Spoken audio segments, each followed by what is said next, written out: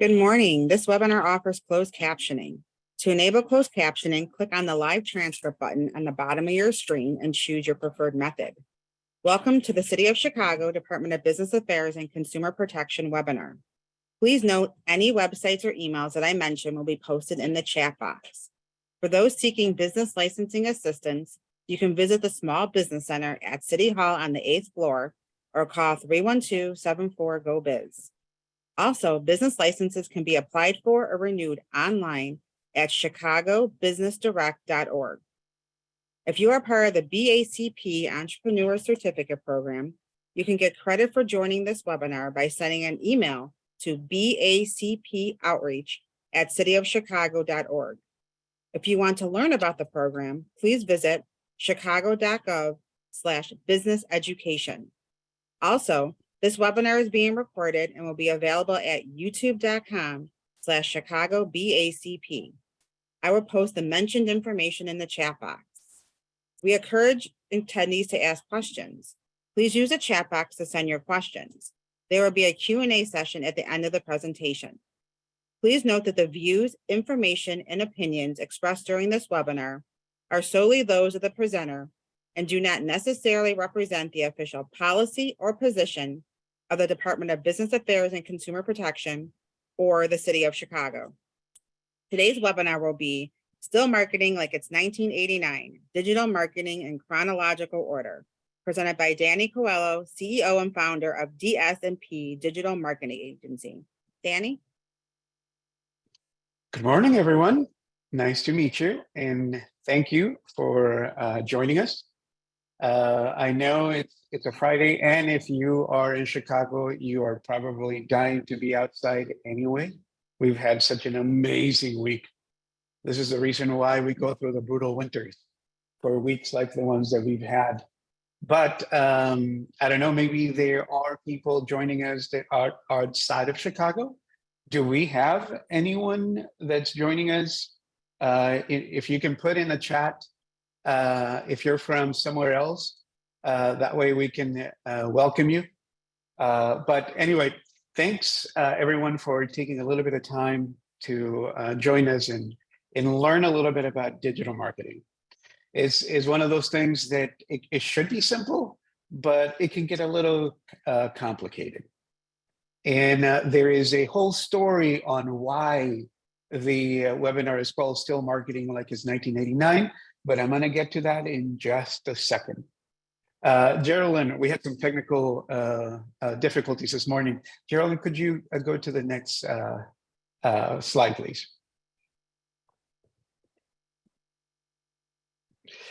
This is exactly what I was talking about earlier, that as you can see at the end of the first paragraph, the struggle is real. Not only for you guys as business owners or as ones who are wanting to start your own business, but also for our agencies or agencies like mine and everyone in the industry. Digital marketing changes more than anything else on a weekly and a monthly basis. So we always have to be alert.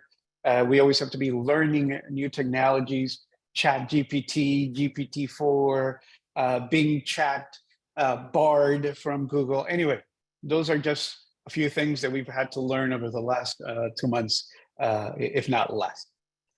But let's start the webinar officially with a joke. How many digital marketers does it take to screw in a light bulb? Anyone venturing to guess? How many digital marketers does it take to screw in a light bulb? The answer is none. Because we've found a way to automate the process.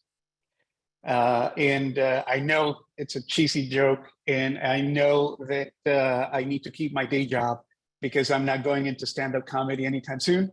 But there is some truth to that joke, to that whole saying. When digital marketing is done correctly, and the key word is correctly, it will make your life so much easier. It will automate services or processes. It will help you accomplish all kinds of different things by having someone just click on a button. So the tools are there, but you need to either learn how to use them, or you need to have someone as a partner that is an expert at that can help you with that.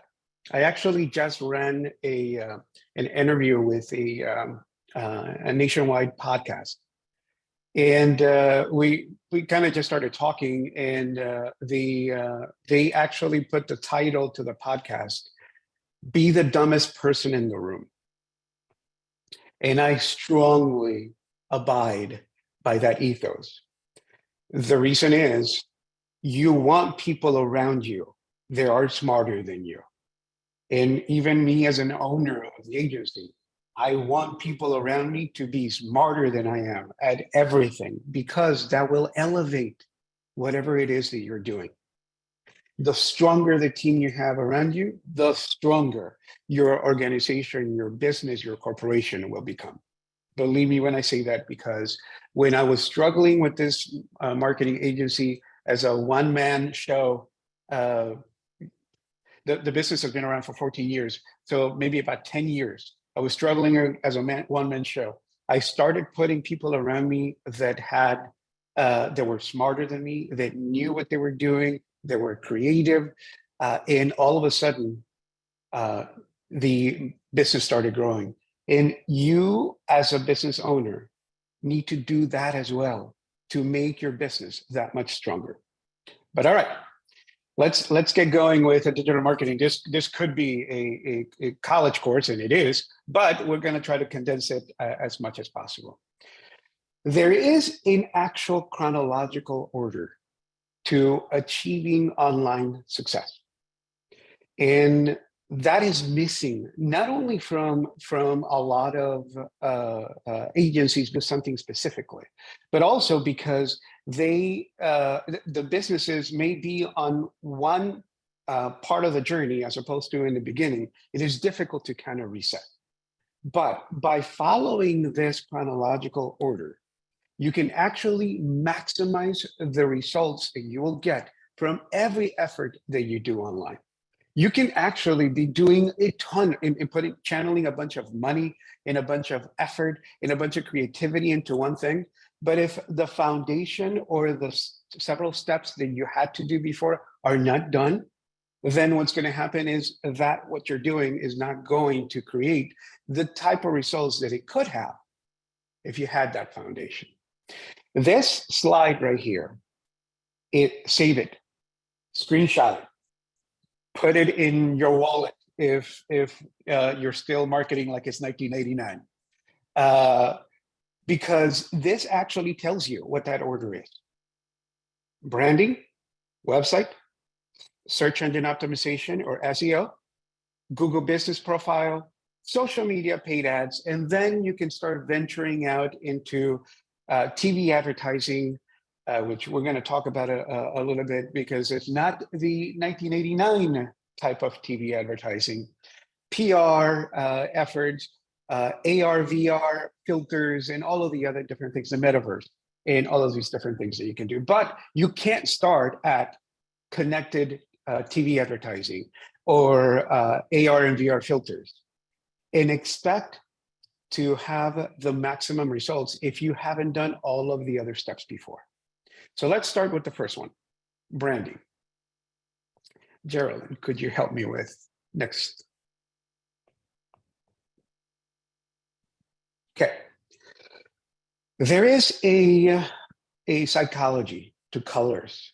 There is a psychology to design and to negative spacing artwork and to all of these different things. And even if your branding is something that is not very elaborate, but it is just words, you need to find a way to stand out. You need to find a way that people can correlate what you do with your corporate image.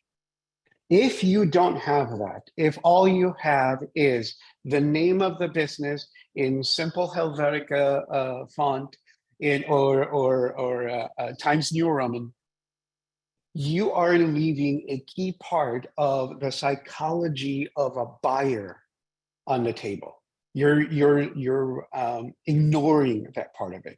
What happens is when someone comes into a business or into a website or into a Facebook business profile or a Google business profile, and they see a logo, they see that everything is in its right spot, everything looks like it's supposed to be, the business looks like they know what they're doing. You've already won the battle. Have you ever heard of the psychology that it takes less than half a second to form an opinion on someone? Businesses or people can have an opinion about a business just the same. You need that branding. You need that correlation between you know what you're doing, you're gifted at what you do, and correlate that message to the person who's arriving at your website or at your social media profiles. So you want to spend a little bit of time, whether you do that yourself, whether you do hire someone to do this, whatever it may be, you want to spend that time. And it's easier to do that in the beginning because then you can share that branding across the board. And by the way, branding is not only image. Branding is also a mission statement, is also your history, the message you're trying to convey to your clients. Now, a lot of times, your mission statement and what you're trying to convey, and specifically the services that you do, are directly related to your branding. And you can look at a logo and determine exactly what you do. But even if you don't, the point is you want part of your overall branding is having all of that kind of connected. And that's a solid first step towards developing everything else that you're going to develop online on your digital marketing campaigns. Next.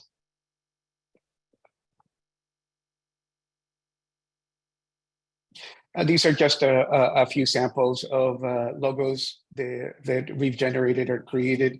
And it's a look at the CrossFit, for instance, on the bottom left-hand side. It's by looking at it, or the top one, Carpenter Studio, Geppetto. Just by looking at a logo. First of all, not only do they know exactly what you do, but second of all, people can tell that you know what you're doing. You're a professional business. By the way, speaking of professional businesses, especially now that there are so many, there's so much fraud on social medias and in other places, online and everywhere else, everywhere. A lot of these companies that are fraudulent, they will actually create a ghost business, will collect a bunch of money and then disappear. And they're gone. But when you have a logo, when there is a mission statement, people can immediately tell that you know what you're doing and that you're established business. This is not something that just someone came up with yesterday to try to raise some money fraudulently and then be gone. Next. Second step, and this is extremely important. There are plenty of clients that come to us on a regular basis, and they tell us, oh, we want to keep growing our business, but all we have is a Facebook profile. And one of the things that I typically tell them is that they can look at social media and they can look at other online portals. Amazon is a perfect example. Etsy, there are plenty of these kind of platforms out there. That's kind of like a rented space. It's not your own, it's rented space. And it makes no sense for you to actually start changing the kitchen cabinetry, putting chandeliers on the front entrance, changing the floors on a rented space. What you want, and the only place in the online world that you control completely is your website.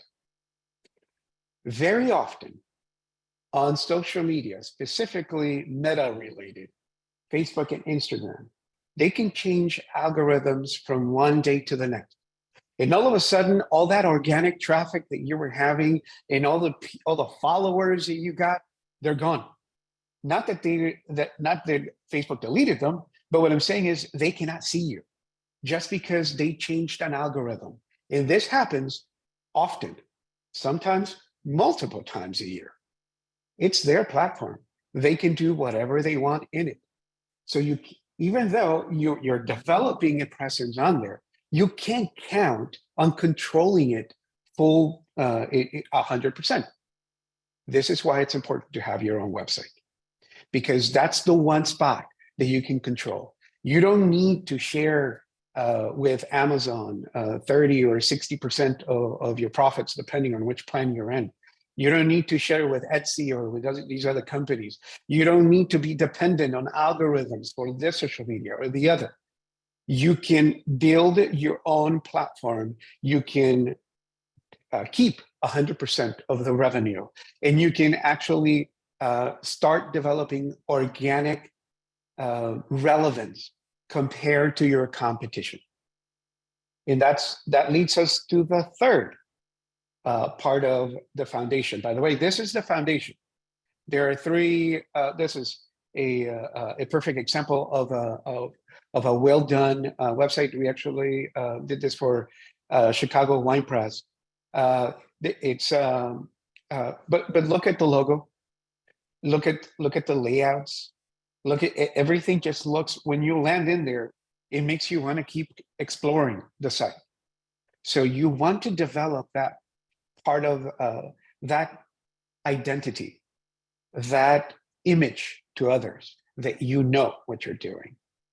Next. Third is SEO. And the first two, including this one that I'm about to talk about, these are just part of the foundation. This is not developing into something else. This is what you need to have in order to develop anything else. Most of you have probably seen SEO, SEO, whatever, you've seen it, but you don't know exactly what it is, or even worse, you've been confused because you go online to try to search it, or you even call people and they give you out of 10 different opinions or out of 10 different feedbacks, they're completely different opinions on what SEO is and what it means and how it can, or how it works and how you should develop it. And the reality is that it's kind of complicated. It's not that simple. Even though you can educate yourself on doing this, and even though you can't educate yourself in building your own website, and even though you can develop your own branding and your own logo, it's important that you have the right team around you developing things based on expertise, that although you may be able to get there, you're going to have to spend a lot of time, effort, education, and time into this, where you could be focusing on important things as a business owner that only you can be making those decisions. Someone can be running your SEO, someone can be building your website, but no one can be making those decisions that you as a business owner, that only you can do. Those things are the things that you should be devoting yourself to. And if you have extra time, by all means, learn about all of these different things, because it will help you. It will help you to know them. Even if you hire someone else to do this in the future, it will help you to know the basics of each one of these different things. But let's talk about SEO. Search engine optimization is the art of having or developing your image online so that people can find you at the right time. It's taking your content, taking your branding, taking your website, is putting it in order, indexing everything, submitting it to all the search engines so that it's legible, making sure that the layouts on your website are SEO friendly so that all the search engines can read your content properly. And more importantly, being able to install keywords, installed what is called H1 and H2 tags and everything, basically creating a description for each one of your pages on your website, creating a network that basically connects all of your different pages together, and then submitting all of that content to all the search engines. What will happen is you're going to start by investing in this 3 different steps that we talked about: branding, website, and SEO. What will happen is, when done correctly, you're going to start seeing the best type of clients you could ever get. Those are the motivated clients that are already looking for you, clients or customers. Those are the best type of calls to get. Those are the best emails to get. The ones who are already looking for you, they need you. So they're reaching out because they need your services, whatever products or services you're offering. So when these 3 steps are done correctly, then all of a sudden you start showing up on search engines. And the more traffic that you get, the more engagement that people are getting on your website, the more people are staying on your website for longer, the more they're clicking around in your website, the higher the relevance that you're going to start seeing on the search engine results. That's how you achieve getting to the first page of Google, or getting to the top 3, top 5, top 10 results on Google. That's how you get there, by establishing relevance against your competitors. But the only way you can do that is by doing this 3 different steps. You can, there are things that, exceptions to the rule, but if you do this correctly, you're building your business for the future. For as long as you have that business, for as long that business remains open, whatever you're working on SEO is going to continue to accumulate relevance, and is going to continue to accumulate history, and is going to continue to be more and more relevant against your competitors. And that's exactly what you want. And that's what SEO is in a nutshell. It can get a little more complicated as far as what is done, FAQ schemas and robots.txts and all of these different things. But that's what SEO is in a nutshell. Next. This is a perfect example, by the way, of what a proper SEO will do for you. So merchant services is one of the most competitive industries in the market.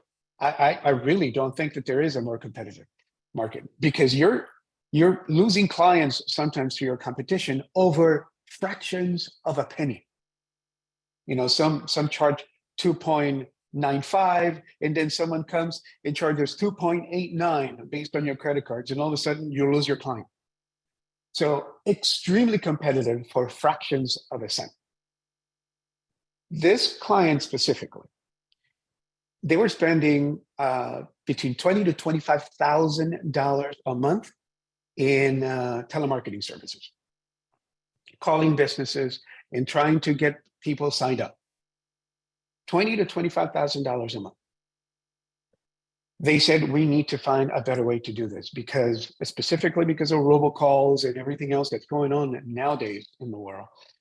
Their closing rate was below 1%, which is absolutely ridiculously low. So what we did, we basically did the foundation for them.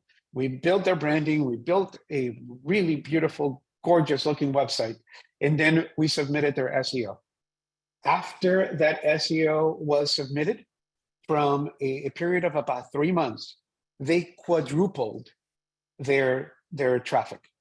They quadrupled the amount of users that were coming in. And these are organic, by the way. These are not from paid advertising campaigns. These are not from social media. These are just organic traffic people, they are already looking for you and they're finding you online. So that's the kind of result that you can get from it. And I placed this one, and I know that 1,500 sessions is not a whole lot, but it's definitely much better than $3.99, which is what they were getting under their previous website and under their previous online presence. Next.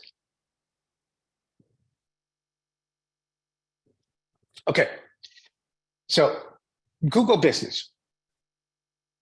This is an interesting subject because a lot of people treat Google Business kind of as a separate entity. But Google Business should be part of your search engine optimization. What is the largest search engine in the world? Even though we have ChatGPT now, and even though Bing is making a little bit of a splash, and they've grown their customers by 100 million in the last, I can't remember exactly, but like 2 months or whatever it is. Still, that's just a margin, a fraction of the users that Google gets.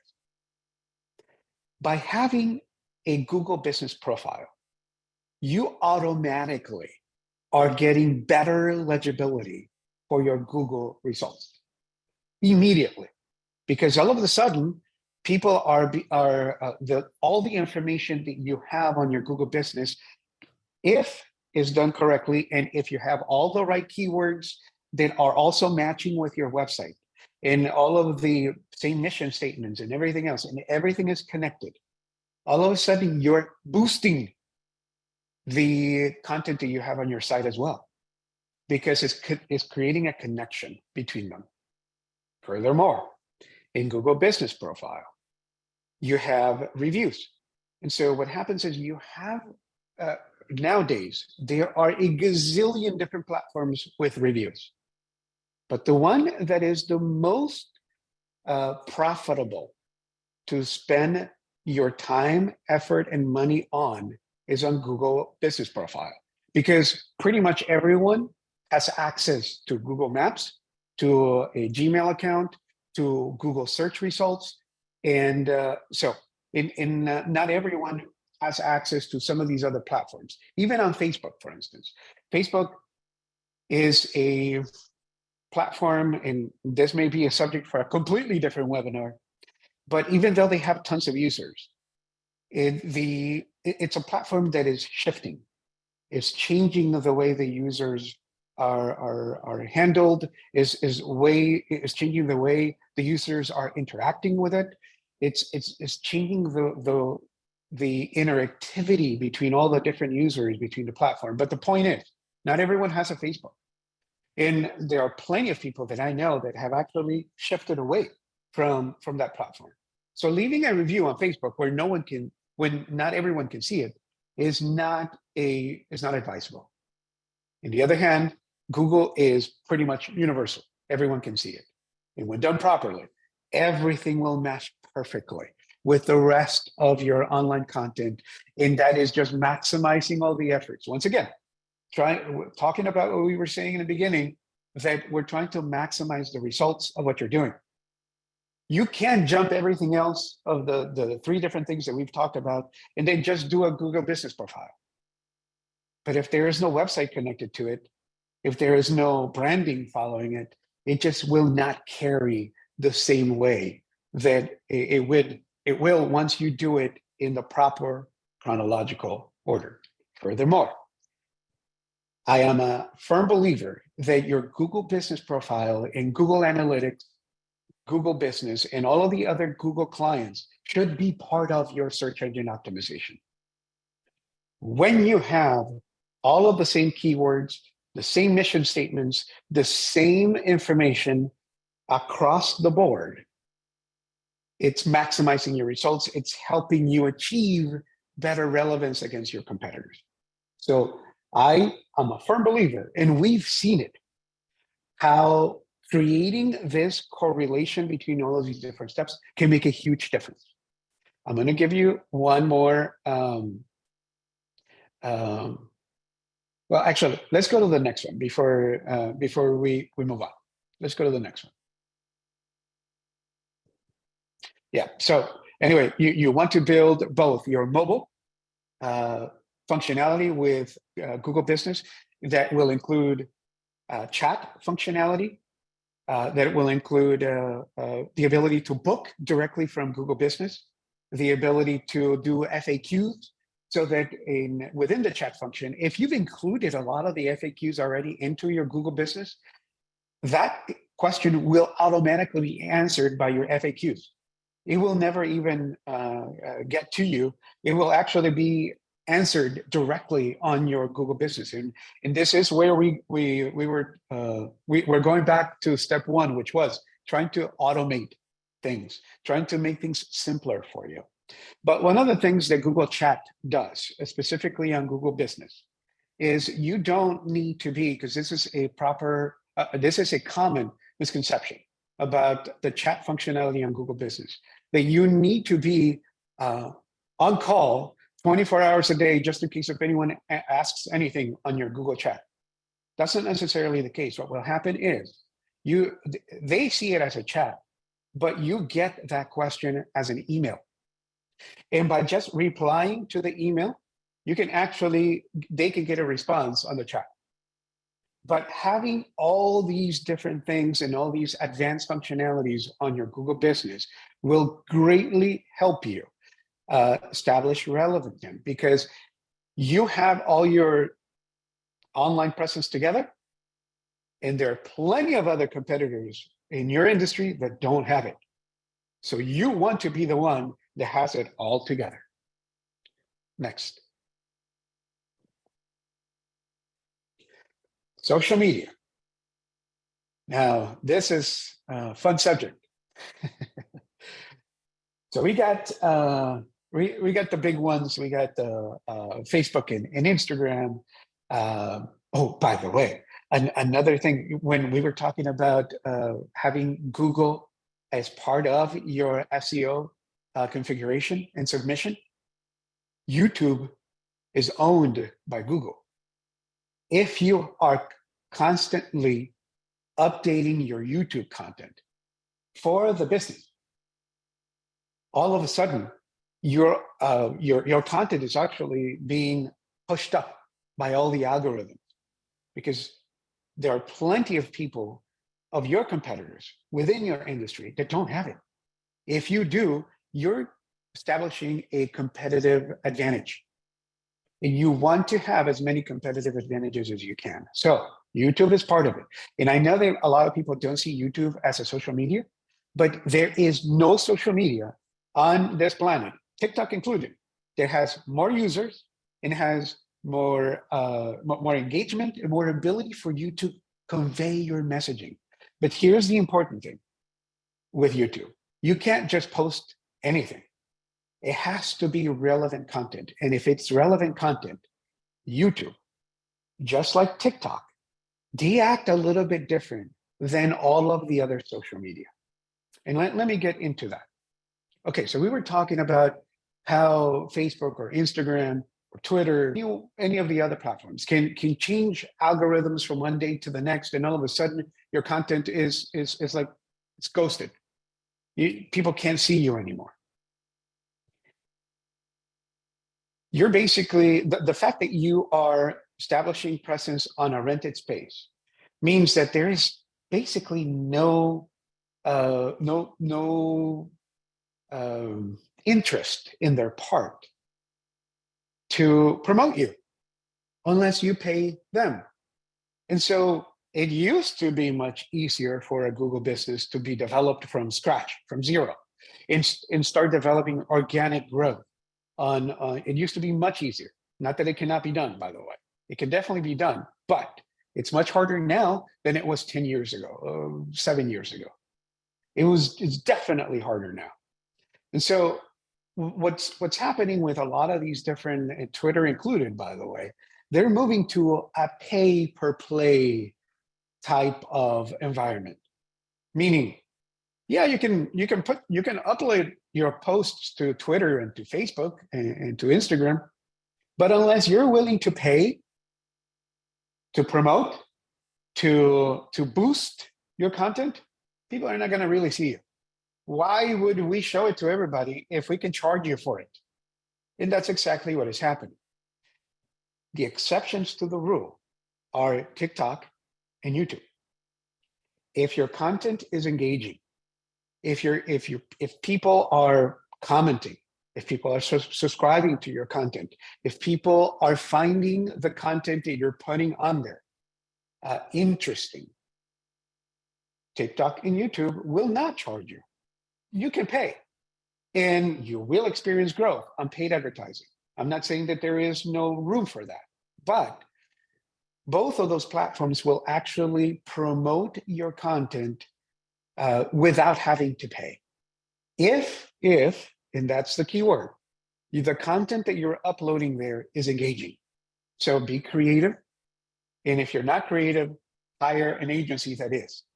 But the point is that there are ways to promote organic growth within those two platforms. And in the other ones, there's still room to do it, but it is much harder than it used to be. Next. So now let's talk about paid ads.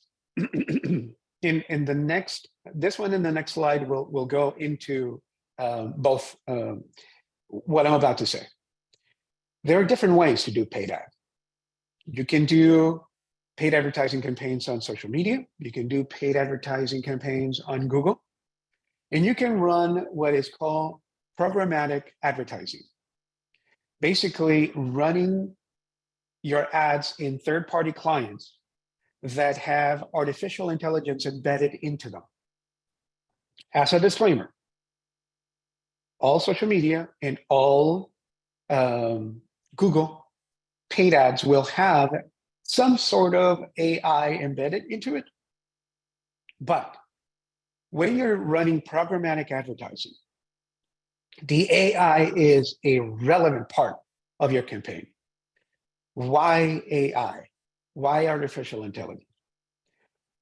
What's happening when you're running paid ads in some of the other platforms is that you're basically having to guess, or if you've developed a study, kind of develop a ABC type of ads and then comparing them and trying to optimize and trying to shift your investment, the budget that you may have for the paid advertising to the one that is getting the most engagement instead of the other two, but you're also creating another two just in case if these other. So there is a lot of waste that goes into those type of paid advertising efforts. With programmatic advertising, all of that goes away because the same AI is 24 hours a day optimizing your content.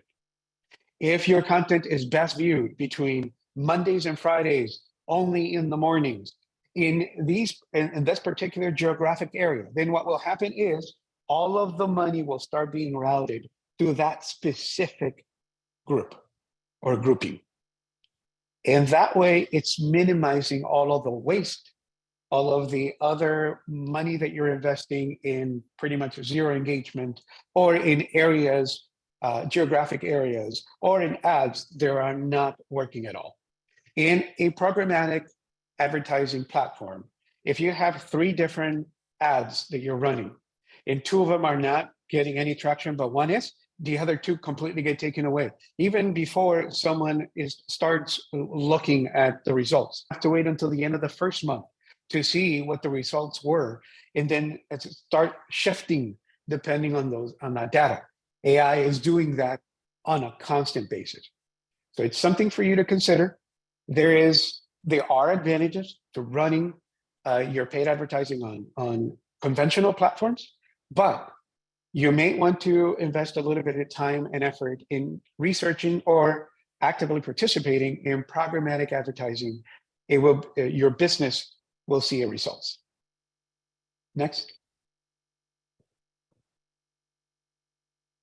And this is exactly what I was telling you about, that you can run all your paid advertising campaigns in different platforms. And let me give you I'm going to give you a piece of information that is typically shared with our one-on-one in sit downs with clients. So typically, you must pay for this kind of information. And by the way, actually, let me take a step back. All of this that we're going over right now is part of the analysis that we do with a client whenever they sit down with us. And it's part of whenever someone has already paid for our services. So you're getting all of this for free because of the city of Chicago and because of wonderful people like Geraldine, who are amazing at the city of Chicago. I'm extremely thankful to them for allowing me the opportunity to run this course for you. But typically, this is type of content that would be paid when you're hiring a marketing agency. But let's go back to the ad types. I was telling you that this type of perspective is something that you would typically get once you've hired an agency. But what we've seen, and this goes directly, there's a direct correlation between what I was telling you earlier, that some of the social media platforms are shying away from organically growing your content, and they are shifting more towards I'm going to charge you to be here. And when you're running paid advertising campaigns on Facebook or Meta compared to Google Ads, what we've seen in the last couple of years is that when you're running an apples to apples comparison, same ad on Facebook that you're running on Google, 100% of the time, you're going to see a better return on investment on Google. Currently, Facebook is on a civil action lawsuit for inflating their marketing numbers, telling you that so many people clicked on it and even giving you results and leads. But if you call those leads or if you email those leads, they're non-existent. Emails will bounce. Phone numbers don't exist. So it's something for you to be aware of, cognizant of. And I am not saying that you shouldn't run your ads on Facebook. There are industries, there are campaigns, there are businesses where their target market is specifically on Facebook or Instagram. And that's where you should be running your ads. And that's where you will see the best results because that's where your target market is. You can go anywhere else, but that's where your target market is. So that's where you should be running it. But when all things equal, and you are running the same ad on Meta than you're running on Google, what we've seen over the last 2 or 3 years, 100% of the time, you get better return on Google Ads. So anyway, something for you. In the third-party software, it's what we're talking about on programmatic advertising. Typically, by the way, if you have the question of, so where do I get programmatic advertising? Typically, those are third-party clients that are developed by agencies. And so you won't find, because of the complexity, you won't find this as easily available for you to run your ads by yourself. But it's definitely something that you should research and that you may want to try in the next time that you're considering running paid advertising. Next. Now, if you have branding, website, your Google presence, you are running content on YouTube, you have your social media content is all orderly and neatly and people are liking your content and everything else, then you start going into other types of advertising. And let's discuss for a second connected TV advertising. Relating back to, are you still marketing like it's 1989? And this would be the proper time for me to actually tell you why I named this webinar like that. I come from an entrepreneurial background. I've owned businesses pretty much all of my adult life. I've been involved in all kinds of different businesses, from real estate to commercial cleaning services to franchises to anyway, you name it. I think I've tried it, or at least one member of my family has tried it. But the whole family tends to be a little more entrepreneurial. But point is, right before I started this agency 14 years ago, what I was doing is I was actually managing a print shop.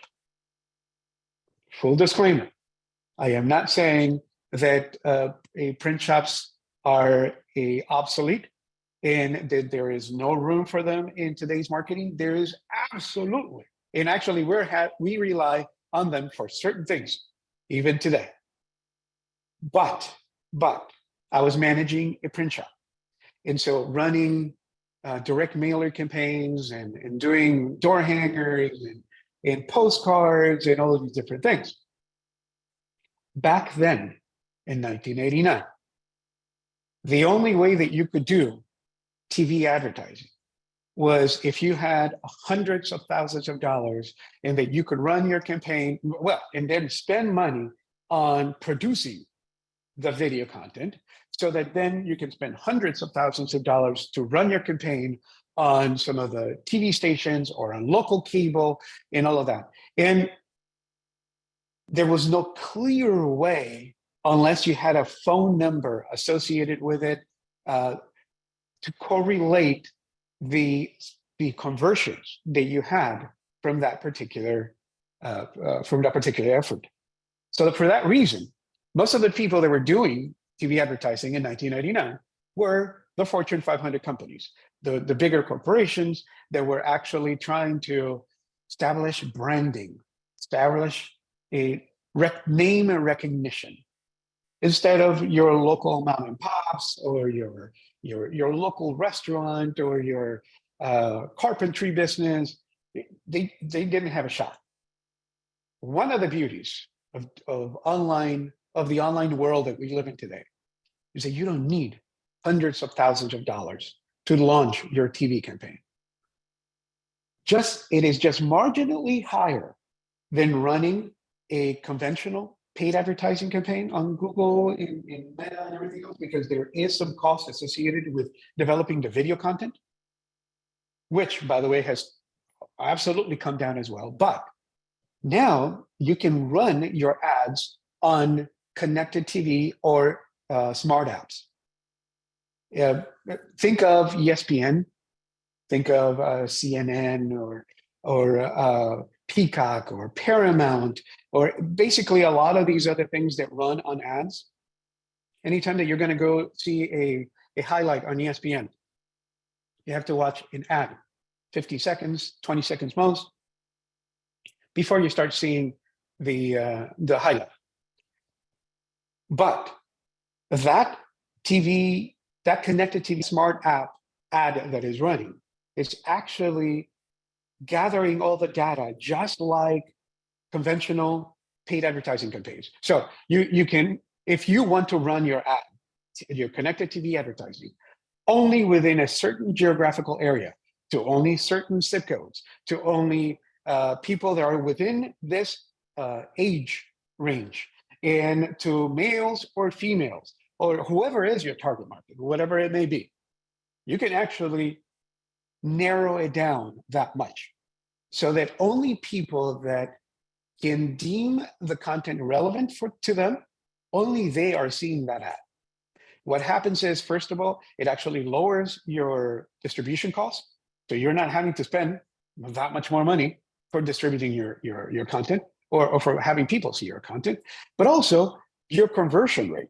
Because all of a sudden, the people who are seeing your ad, they want to, or they're seeking for your particular services or products or whatever it may be. So that is definitely an option. I know that a lot of people that come to an agency like ours, they're looking for the conventional things: social media, paid TV. Paid ads, website development, mobile app development, that kind of thing. But you can actually run TV advertising just as well, and it's something for you to consider as well. And then you have the PR efforts, which those are slightly different. You have to have the right circumstances to have an effective PR effort. But when it comes to XR, which is AR and VR, augmented reality and virtual reality, XR is the combination of the two, or both of them combined. So AR and VR, there are simple ways to create like an AR filter in Snapchat, for instance, or even on Instagram, or in other platforms nowadays, in TikTok. You can actually run a filter, and it's not too expensive. It's not necessarily super cheap, but it's attainable. You don't need hundreds of thousands of dollars to develop that technology. And it can do wonders towards the engagement or the connection that your brand can establish with whoever is your target market. So it's something for you to consider. And these are things that I'm trying to introduce you to that you may not have in your radar, but they're definitely there. Next. Oh, well, this goes into the connected TV advertising. Yeah, so smart TVs, they'll run ads. Apps, whenever you're about to run content, they'll run ads. There'll be now there's an influx of movie apps in which you get to watch a few ads before the movie, but then you can watch the movie completely free. And so you can run your ads there. The beauty is, once again, let's say that you're running a remodeling company out of Chicago, and you don't want to be running your ad nationwide or for the whole Midwest. You can be specific. If you only want to be advertising on one specific city or one specific zip code, you can do that. You have full freedom to do that. Next. Yeah, and so this is what I was talking about, the extended realities when it comes to the AR and VR. But if you have the budget, by the way, there are some amazing things you can do. I'll give you a perfect example. Menus. To me, it's mind-boggling that you go to a restaurant nowadays and there's a QR code that you scan with your phone. But all it does is it takes you to a PDF or to a website. That's all it is. When in augmented reality, you can actually have, when you scan a QR code, you can have the menu come alive. You can see how the burger that you're offering, or your Italian pasta, or the size of the pizza slice, or the size of the cheesecake, or how tall it is, or how big it is. You never have to ask the question, how big is that portion? Not with an AR filter that you can develop for your menu. And these are things that are readily attainable.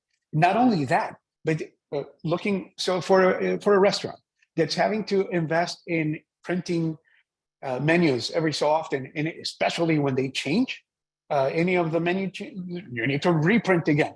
Well, with the AR, with an AR menu, if you only need to shift or change one thing, you can just change that one thing. Everything else remains the same.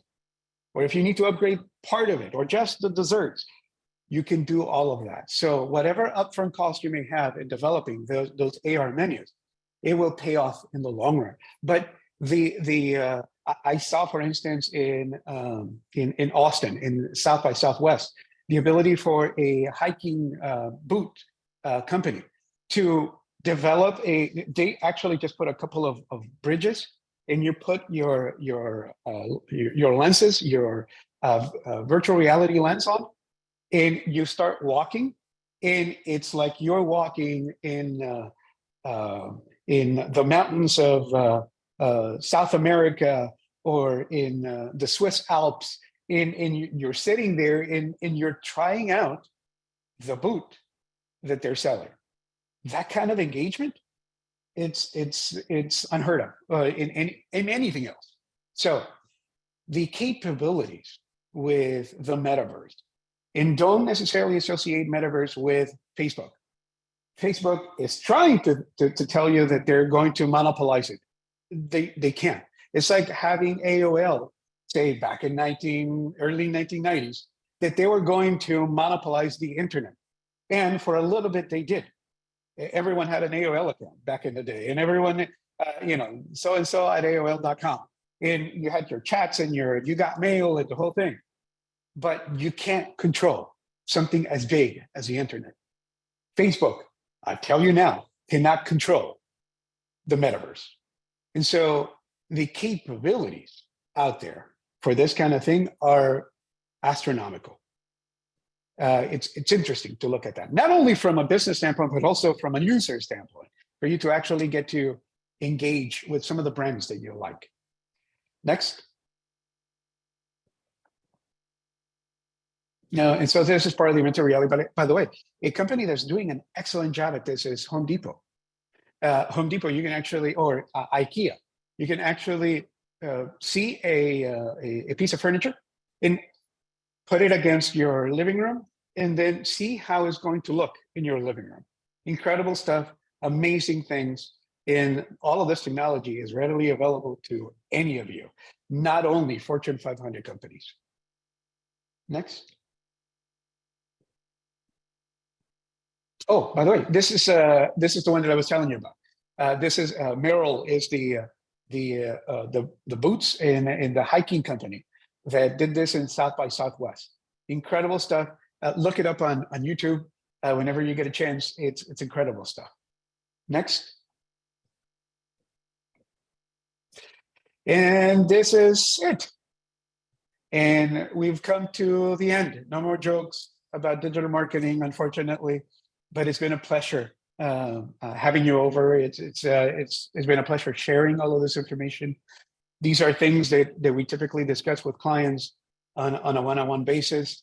I'm thankful that you invested a little bit of your time to learn about all of these things that can be a little complicated, in trying to simplify it for you.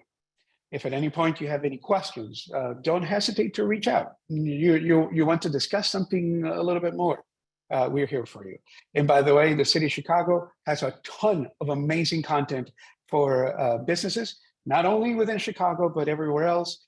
So be connected to the city of Chicago, to the BACP office. They do some amazing things. Thank you again. I appreciate your time.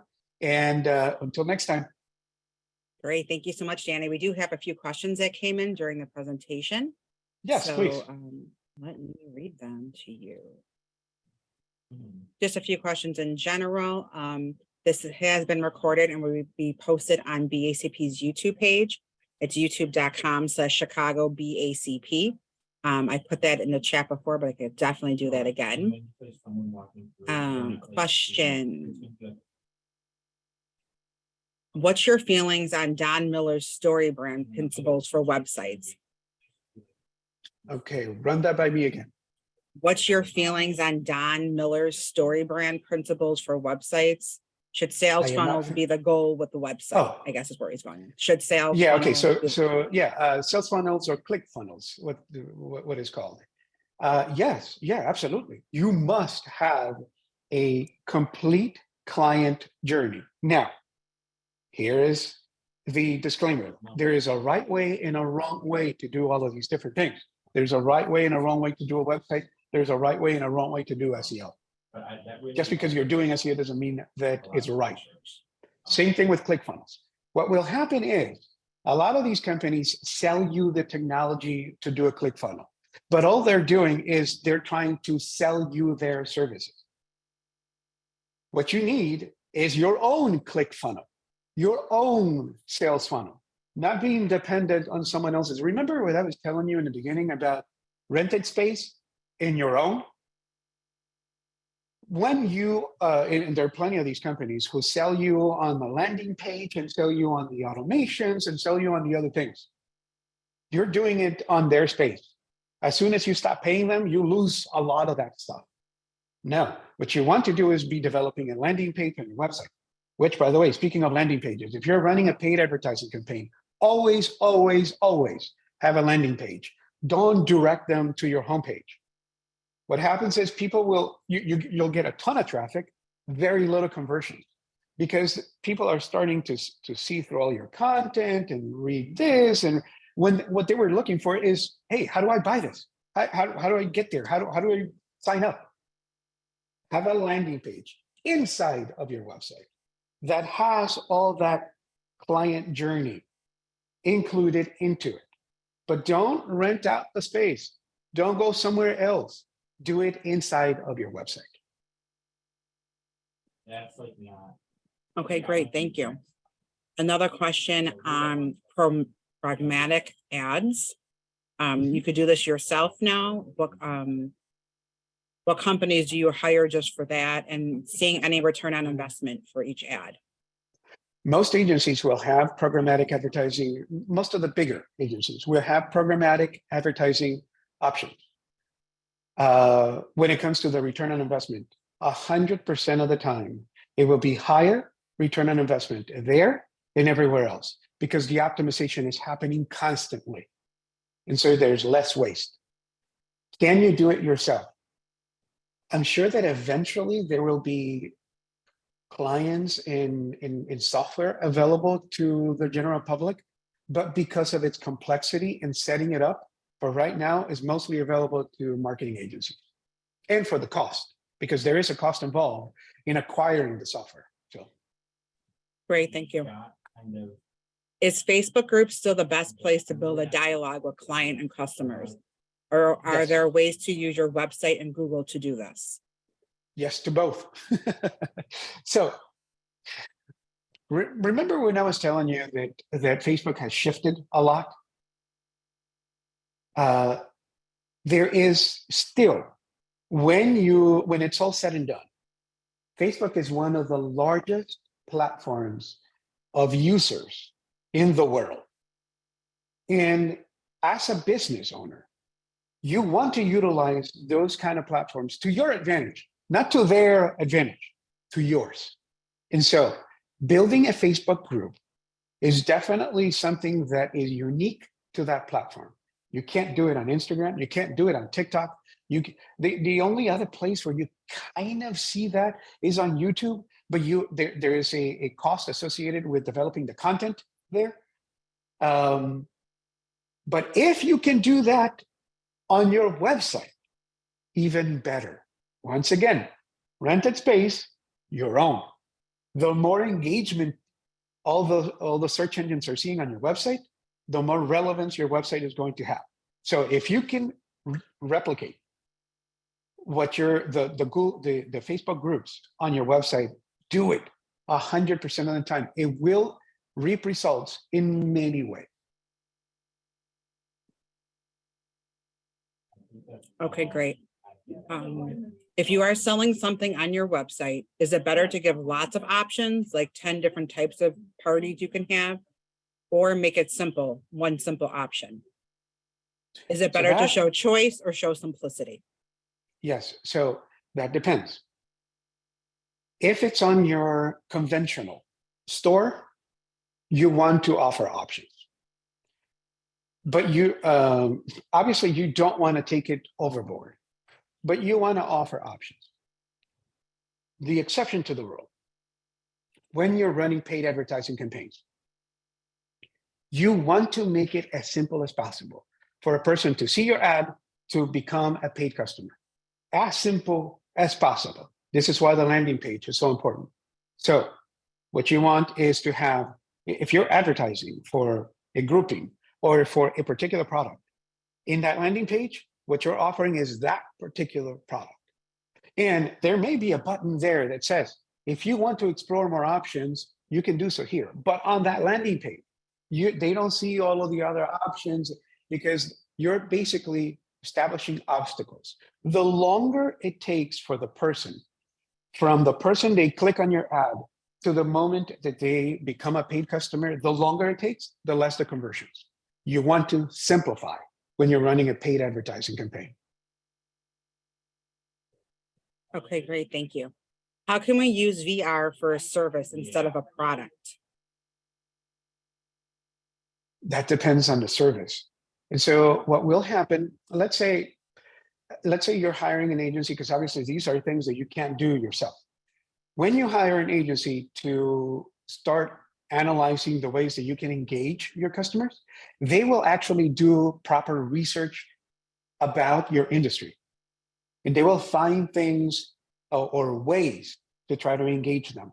And the idea that they will present several options to you, and you will make a collective decision on which way you should proceed.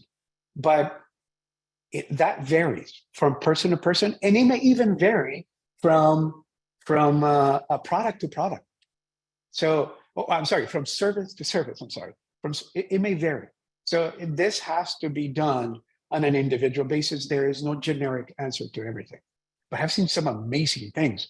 I've seen a clothing store in which on Instagram, you basically open the filter and you're walking wherever you could be in your living room, you could be in a park, but you're walking inside of their store and you're seeing everything and you're clicking on content and it gives you more information. It's amazing the things that you can do with AR and VR. Great, thank you. Next question is, any recommendations when setting up ads via Instagram for companies that receive most of all the exposure from that platform? Yeah. Simplify applies here too. Instagram is now offering their own store. And yes, you have to share some of your profits or some of your revenue, I'm sorry, with Instagram, but it's all about simplification. It's all about getting the person who's interested in your product to order as quickly as possible. So if you can, try to place the whatever you're offering on Instagram directly so that they can click on it, review it, click and buy right there and then. Great, thank you. Any thoughts on Shopify? Shopify is an excellent. There are Shopify, Squarespace, Wix. There are definitely a lot of different platforms that make it extremely easy for you to manage your website once it's developed. But I will tell you that it might be advantageous, even if you're doing a Shopify store or a Wix store or a Wix website or a Squarespace, for you to hire someone to build a website as good as it can be. And from there, you can manage it yourself.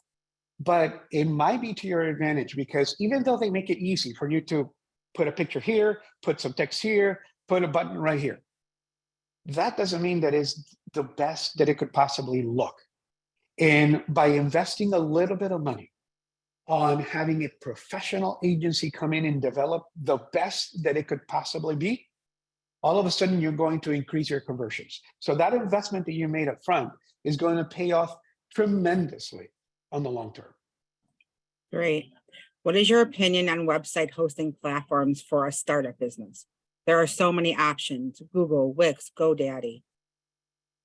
How do we get the one that's best fit for our business? Here is what I would want you to do. I would want you to do a research on what is the best platform to build a website in your industry, because it will vary. And it will vary also depending on what you want to do after you launch the site. There are two exceptions to the rule. Google Sites and GoDaddy, avoid them. The reason is they're kind of the newbies to the industry, and their tools are very rudimentary. You can it's like going back to the house and the rented space and all that stuff. You can build a little shack with Google in GoDaddy. With some of the other platforms, you can build a McMansion.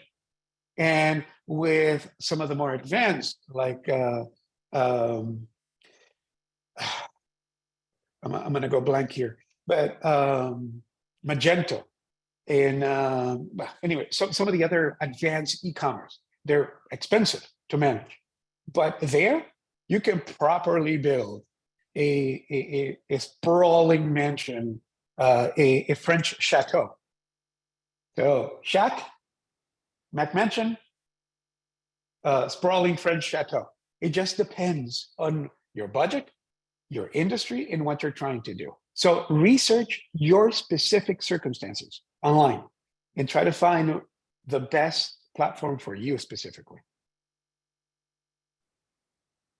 Okay, thanks. Next question. Do you think it is important to have Pinterest as well? On certain, yes, with certain clients, depending on what you're offering. If you're in the service industry, no.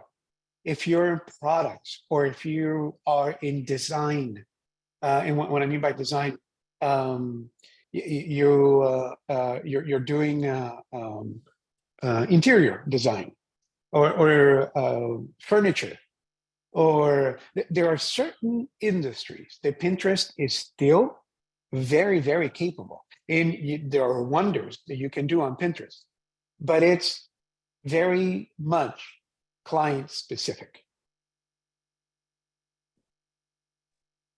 Okay, great. What is your advice for creating a great landing page? We had a lot of questions about this. So landing page. Here is what I would tell you. Create a landing page in which in the very top, the first part of the landing page is to the point. Meaning, let's say that you were offering Italian shoes, just to put an example. In the very top of the landing page, in oversized that takes up the entire side of the screen, is that specific Italian shoe that you were offering. Buy here. A small description of what it is, and maybe a tiny history of who you are. Buy here. But on a small button at the bottom of that strip, do you want to learn more? Click here. And so what will happen is there will be people who are there just to buy it. And you know what? I don't need to learn more. Let me just buy it. And by doing that, you can create that client or customer journey. But there will be people who want to learn more. So by putting a button that says, click here, and it will scroll down and it will continue to go down, then you start expanding on the history of that Italian shoe, where the leather is coming from, how it's done, why this is such an amazing shoe to buy. And at the bottom, buy again, call to action. And so that way, with the same landing page, you are targeting two different people. The people who are there just to buy and the people who want to research that product a little bit more. Great, thank you. We'll give one more minute for any other questions.